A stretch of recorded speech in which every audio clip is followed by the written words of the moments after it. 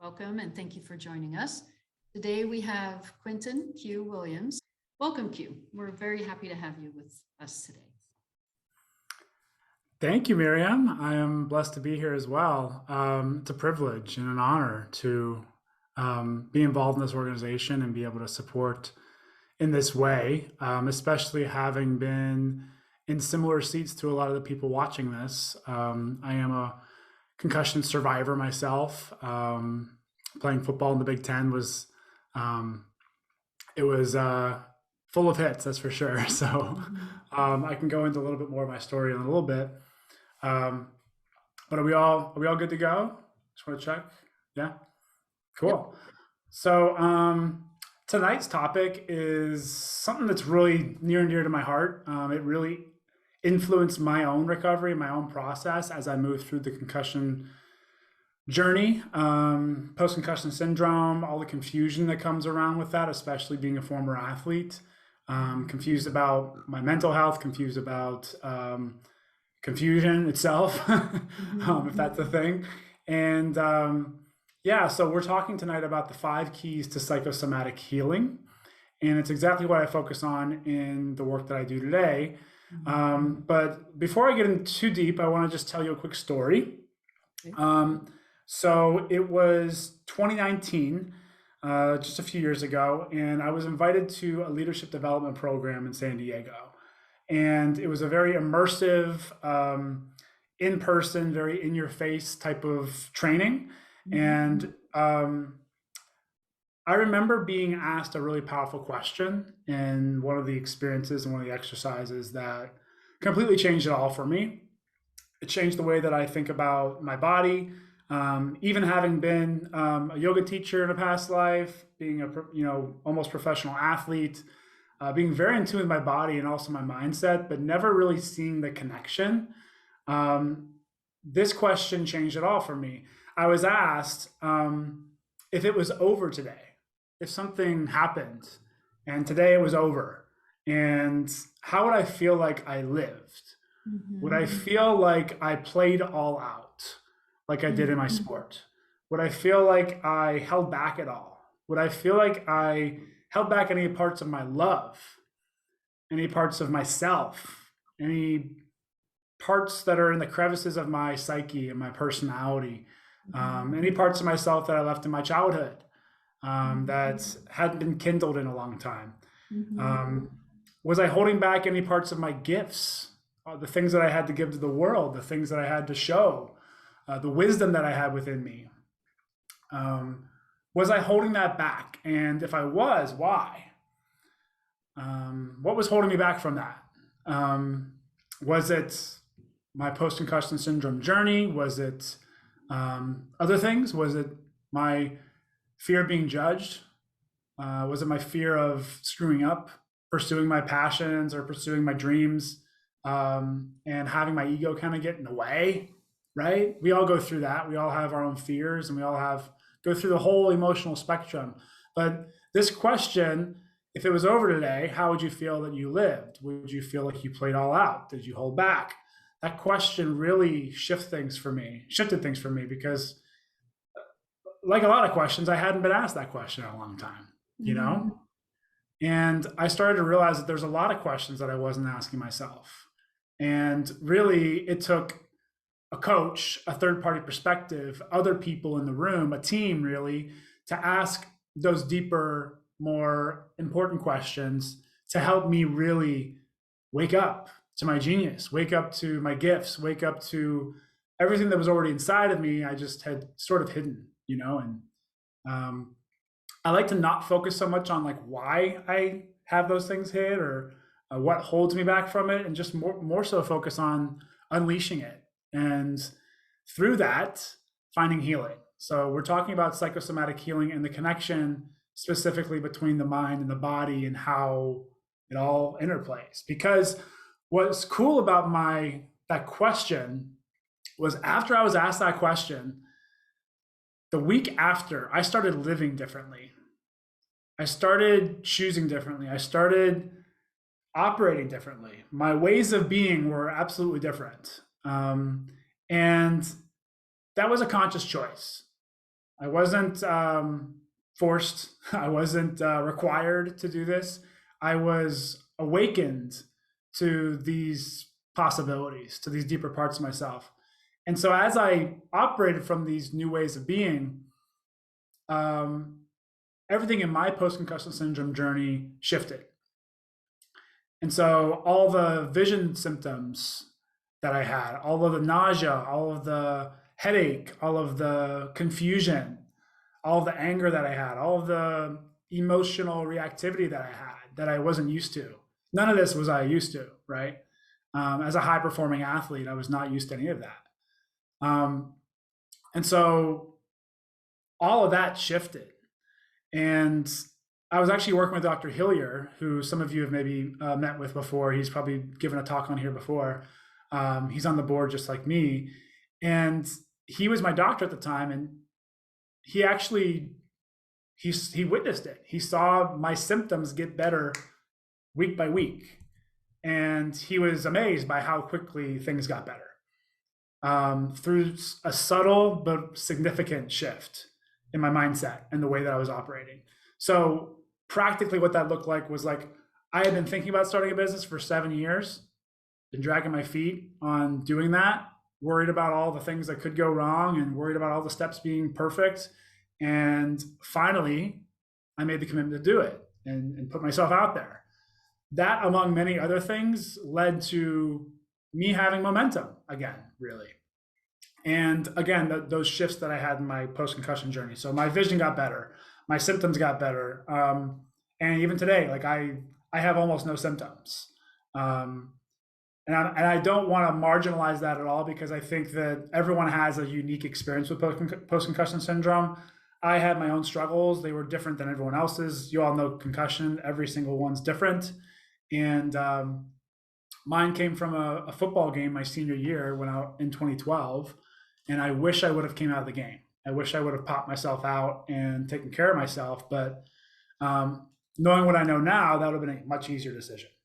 Back in 2012, there was far less information about concussion and long-term impacts.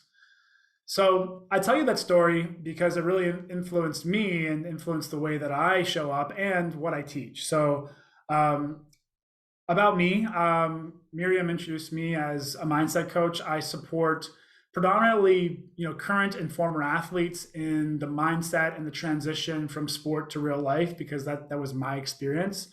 I tend to work with a lot of athletes that have experience with concussion and are concerned about that. And I've supported a lot of individuals through their journey that have had more chronic post-concussion syndrome as well, and seen dramatic shifts in them as well.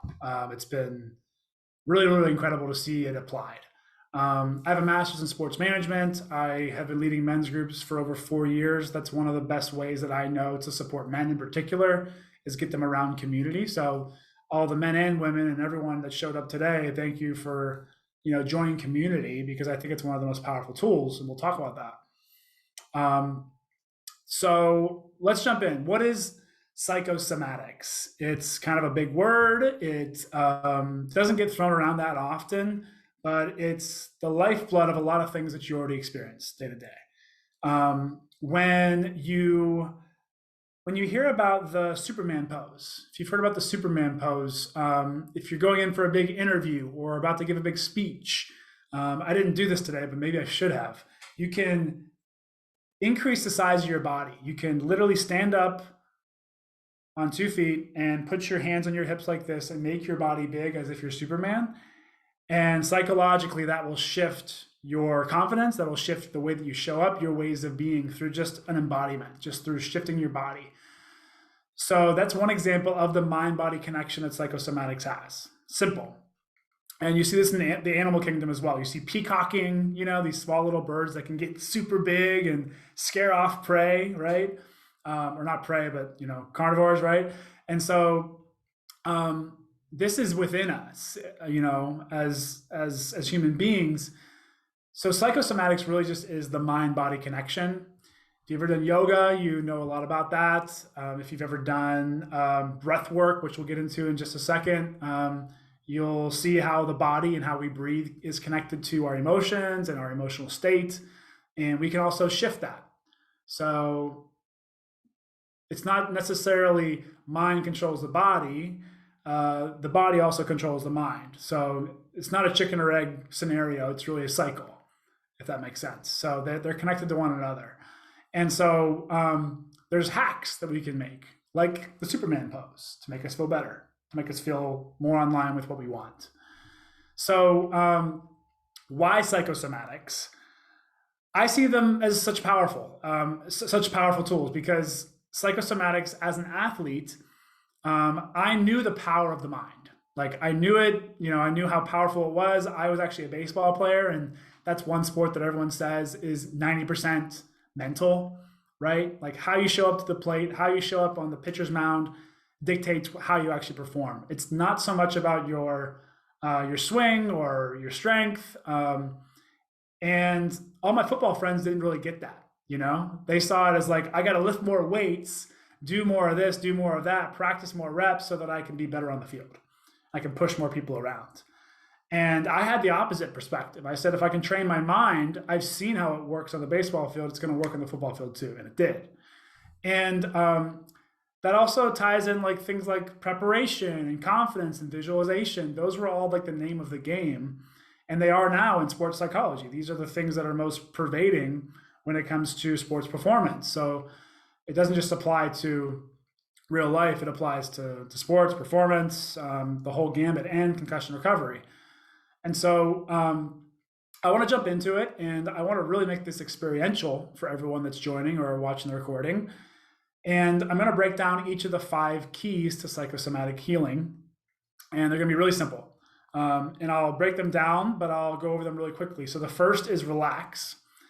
The second is open. The third is connect. So that's ROC. And then responsibility is the fourth. And the last one is action. Okay, so these are the 5 keys, and I'll go over them at the end as well.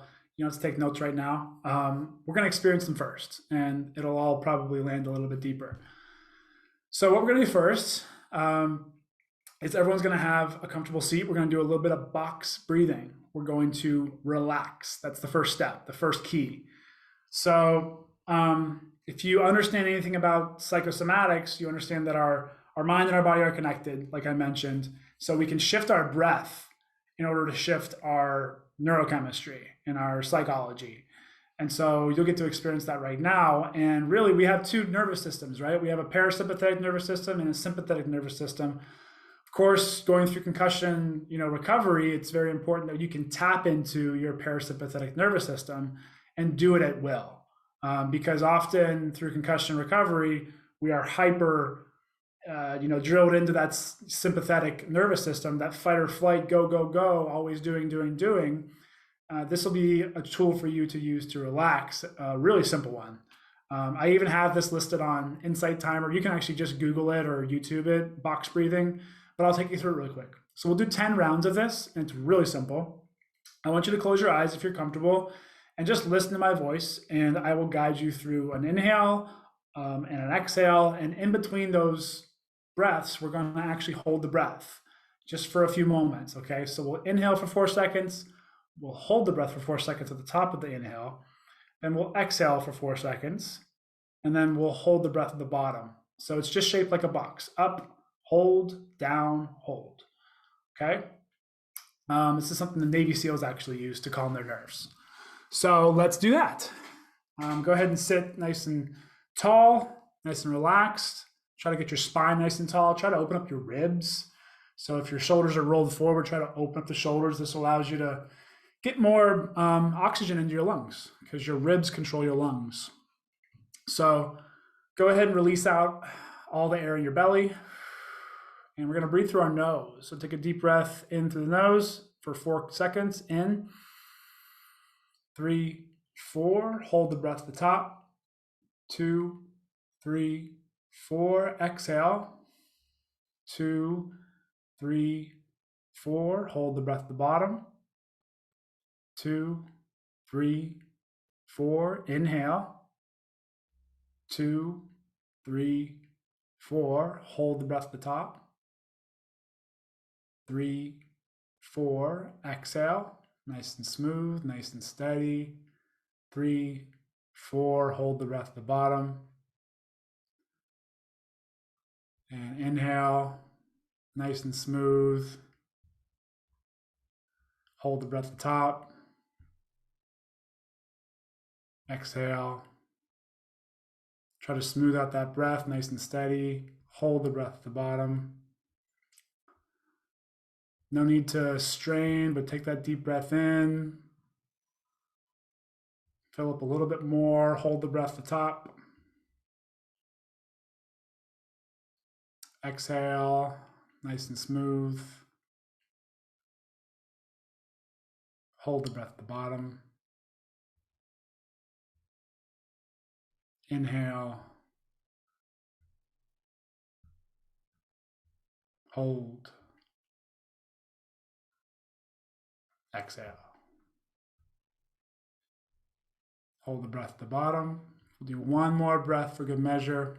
Make this your best breath to get today. Inhale, all the way in. Hold the breath at the top. Savor it. Exhale. Nice and smooth, nice and steady. Let it go. Hold the breath at the bottom one last time. And then let your breath return back to a natural rhythm, a natural cadence, keeping your breath nice and steady, keeping your eyes closed. And just check in with your body. Check in with your emotional state. Check in with how your breath feels, how it's naturally at play right now, how your body's naturally creating a rhythm in your body, in your breath. And as you're sitting here now in a meditation, I love doing breath work to relax as the first step, and then the second step is is what I prepared for. It's to open up to my experience. So I'm going to ask you now in this relaxed position to go to step 2, which is open. And I want you to open up to your experience. And this is twofold. We have 2 experiences right now. One is an emotional experience, and the other is a physical experience. And they're connected. And I want you to trust me here. If you haven't been asked, how's your body feel in a while, you're about to be asked. So give yourself a pat on the back for trying something new today. I want you to tap into your emotional state first. And you might be feeling a lot of different things right now. The way you showed up today, what went on in the day, what's currently irking at you, what you're currently celebrating, what you're currently questioning, right? We can experience a lot of different emotions all at once. We're not defined by our emotions, but they are important to identify. So as you feel your breath, again, connect with that breath. Just notice how that breath pattern is playing out naturally, and connect with one or more of these 5 main emotions. These are simplified versions of emotions, okay? There's 5 of them. The first is joy. The second is anger, frustration. The third is sadness. The fourth is shame or guilt. And the last is fear. Fear can sometimes show up as anxiety, fear of the future, fear of missing out, stress. So joy, anger, sadness, fear, shame, and guilt. And I want you to connect with one or all of these emotions and what is really calling out the most right now. Say that to yourself internally. Connect with that. And then also connect with your emotional body. Connect with letting that emotion in. Imagine you felt it for just a blip of a second. And then imagine you are a video editor and you're able to go into that slight sliver of time and you're able to stretch that sliver of time, that blip of emotion out so you can see it more intimately and feel it deeper. So stretch that time out, expand it, and allow yourself to feel it more. Feel your body relax into the chair beneath you. Feel your weight relax into this emotion. Just allow yourself to feel. One of the questions we're not often asked is, how do you feel? What do you want? So ask yourself this question. Give it to yourself right now. What are you feeling? And where in your body specifically do you feel sensation? Do you feel tightness? Do you feel heat? Do you feel cold? Could be in your chest, your gut, your belly, your shoulders, your hands. You could feel flushing in your face.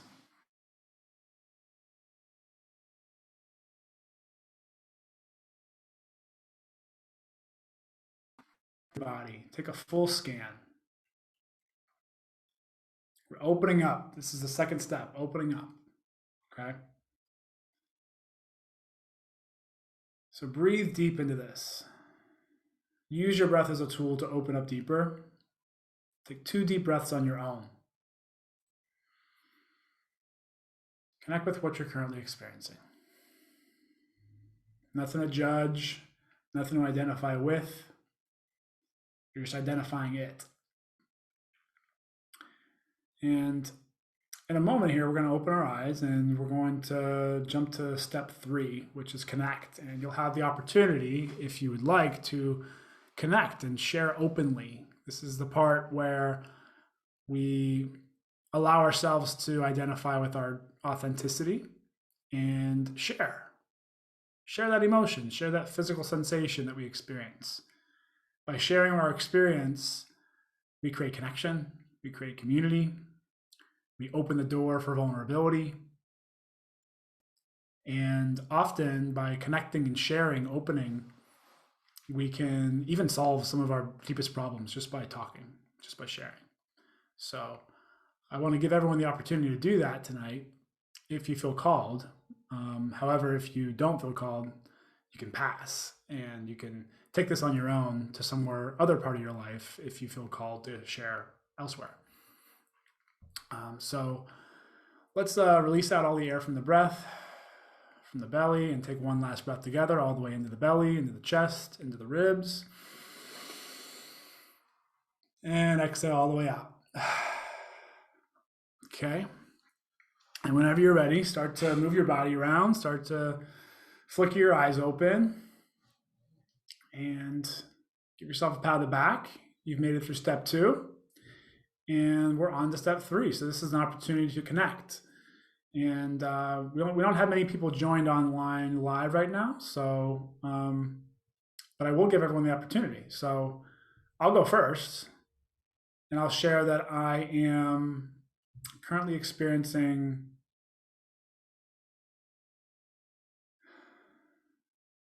shame, joy, fear, and tightness in my chest, warmth, very warm, sweaty in my palms.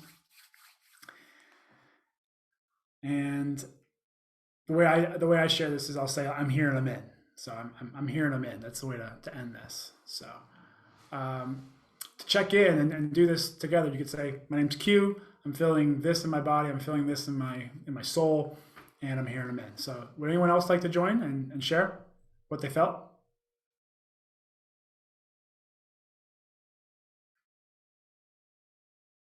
Okay, cool.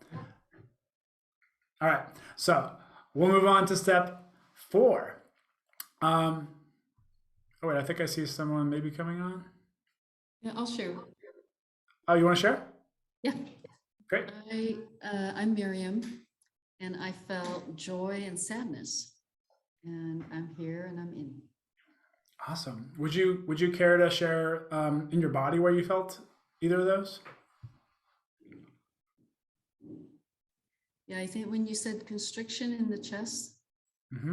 Yeah, I resonate. That resonated with me. I could Okay. sense that. Mm-hmm. And I think the joy was in my feet. They wanted to dance. Oh, cool. Okay. Yeah. Okay. Awesome. Um, now, I share a little bit about the purpose of connection. I experience this most deeply in surrounded in community with people that I trust and that I know and like. And I find that when it comes to concussion recovery, for instance, sharing from my emotions versus my frustrations or my projections is often more effective.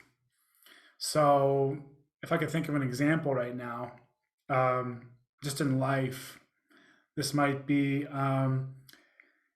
hey, I'm experiencing this at work, and I really want us to shift our direction and go this way, right? I don't like that, and I want to go this way, right? That's one way to say it, and you might get a certain response, and you might have a certain outcome.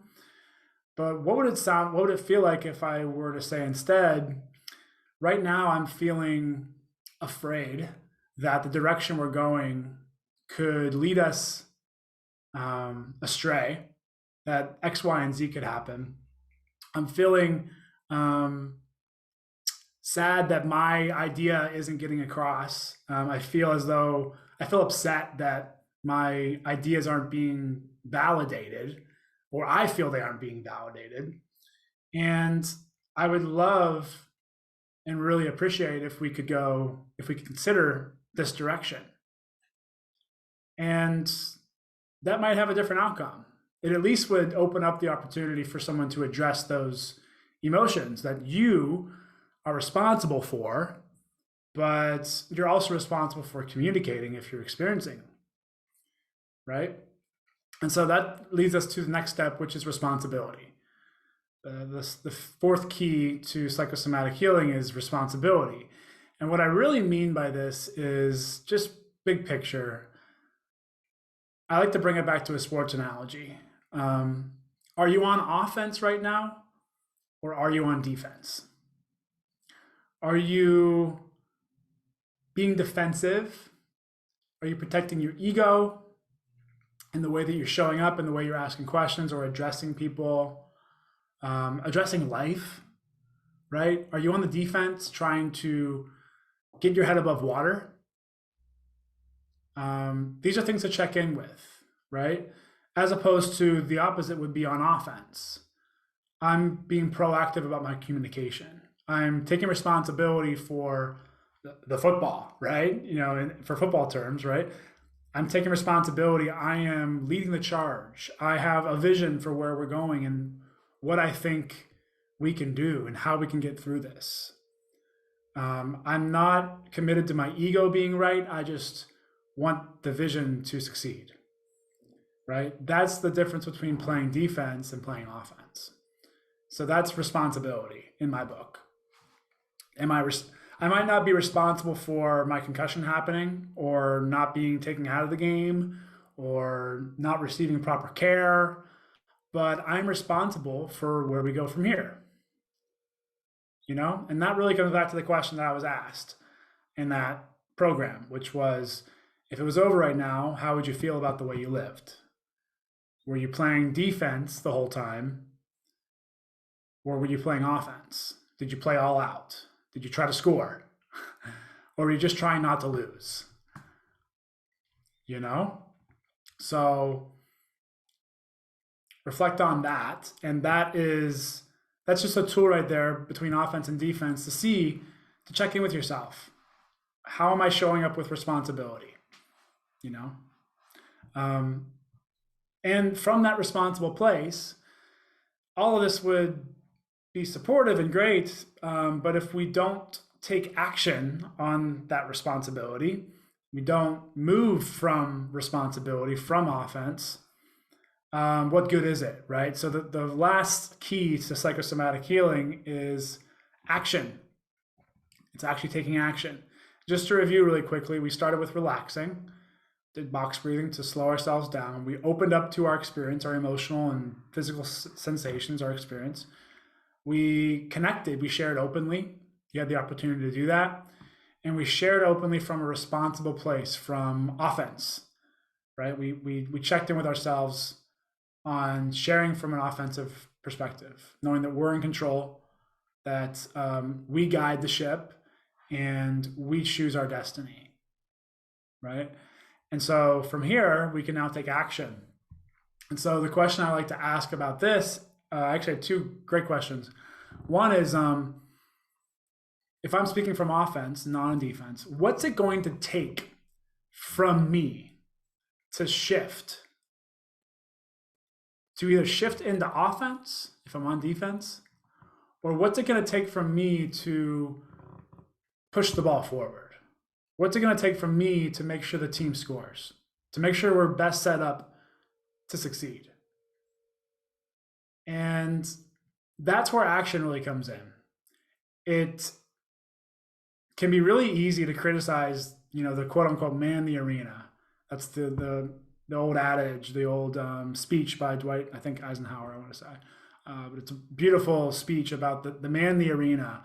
And if you are the man in the arena, doing the action, fighting the fight, if you are putting yourself out there, you deserve all the credit.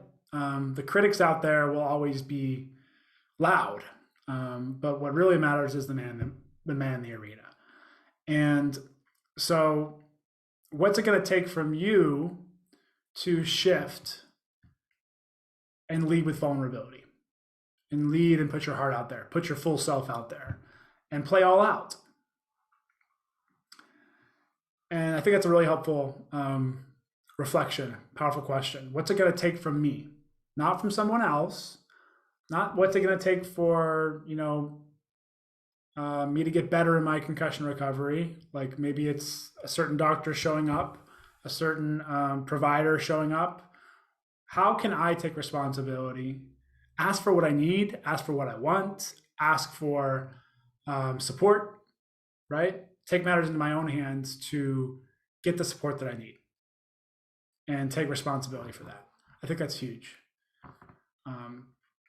And I want to leave you all with a final question along the framework of action, which is, it's my favorite question I get to ask my clients when they're trying to figure out kind of like, okay, I want to take responsibility. I want to forge a path that's like authentic to me.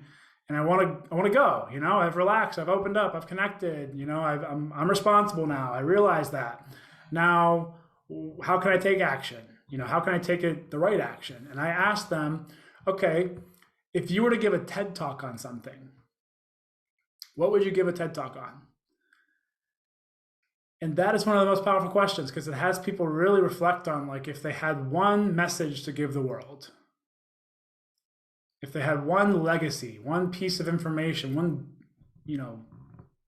scripture, right? Like it's like a document, a video, a message for the world, what would you leave? What's most important to you? And I think if we can reflect on that, we can bring it into the world. And that's where true healing, I believe, comes from. It's about living in your authenticity and getting on that stage. So those are my 5 keys. So just to review, the first is relax. We did box breathing. Number 2 was opening up, identifying with the 5 main emotions: joy, shame, fear, sadness, and anger. Performing a check-in on our body and our mind, and then sharing that openly. Having some vulnerability and leading from a responsible place. That's the 4th step. So are you on offense or are you on defense? Where's your responsibility at? And then the 5th step is action.